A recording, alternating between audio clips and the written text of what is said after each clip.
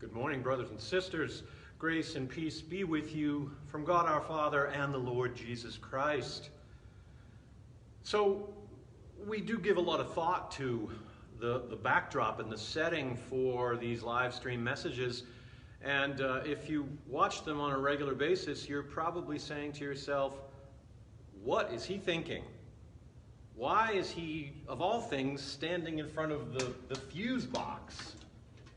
What could possibly be going through his mind right now? Here's the deal. No, I haven't completely lost my mind. I am actually doing this for a reason, because today I want to talk about energy. And I know Father Chris last week talked about water and conservation, and I support all of that kind of stuff, but today I want to talk about a different kind of energy. When I was a child, my father worked for the electric company, the power utility. And this was back in the 70s when electricity was free and plentiful. And I know this because their mascot, their sort of commercial icon, was a little figure called Ready Kilowatt. And Ready Kilowatt's whole message was, power is abundant, use all you want. Now, as a kid, I just thought it was a cool cartoon, but the message really was, there's an inexhaustible supply of energy, so just use it, and the more you use it, well, the more we as the utility make. I get that now as an adult, but fast forward ahead, we get into the energy crisis in the latter part of the 70s, and all of a sudden, Ready Kilowatt is gone and is replaced by Lester the Light Bulb. And Lester the Light Bulb, also a cute little cartoon character, Lester's message was conservation.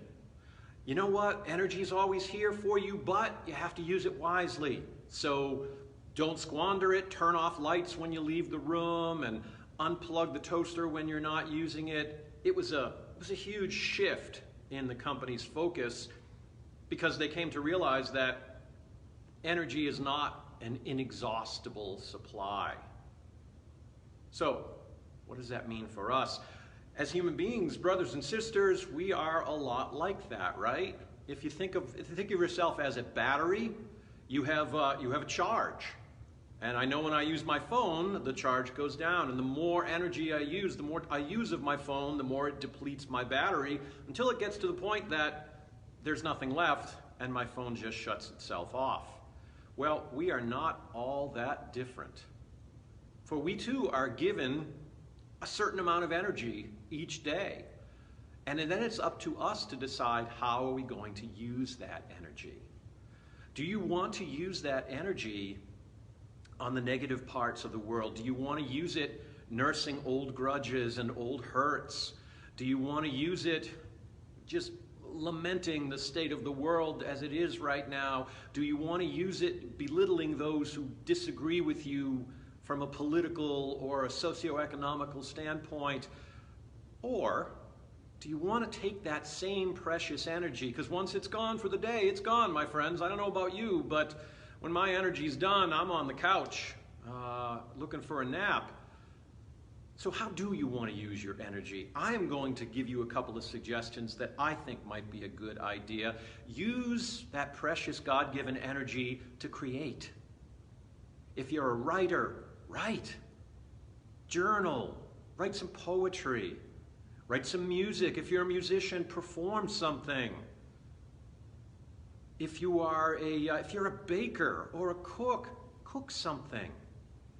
If you like to write letters, write some letters. I have a pen pal for the first time in my life. I've been exchanging letters with this particular person for about 18 months now, and boy, I just love that weekly discipline of back and forth. And you know what I really love is when I go to the mailbox and there's a letter for me.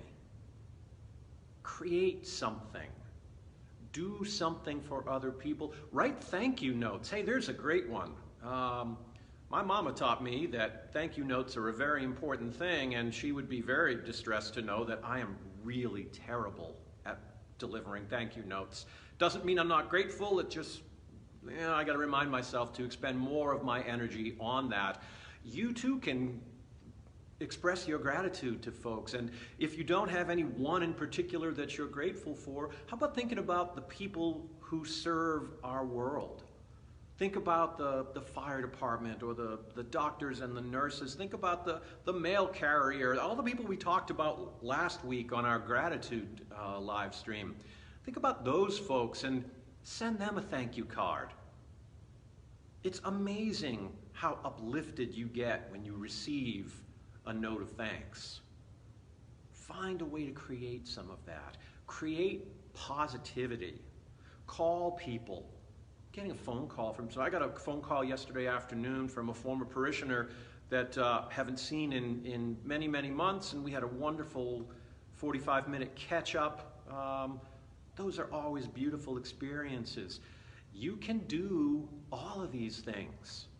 You don't have to expend your energy on the negative side of life. For you get to decide. You get to decide, am I going to create? Am I going to love? Am I going to nurture? Or am I going to lament? Am I going to break down? Am I going to go to the negative side? Remember, my friends, that the energy that you're given is finite. Ready Kilowatt was wrong. There is only a finite amount of energy each and every day. Use that energy wisely. Use it in the service of God. Use it for prayer. Use it to create beauty in the world. But here's the other piece of it. Remember that the energy that you get is not a once and done.